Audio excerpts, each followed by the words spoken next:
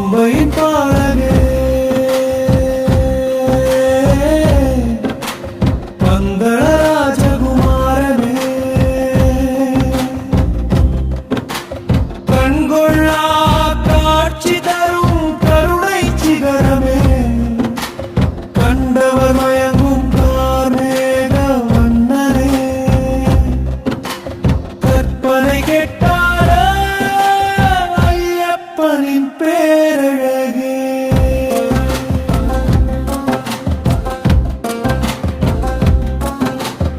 பொன்னம்பலமேட்டில் மின்னும் நவமணி சுடரே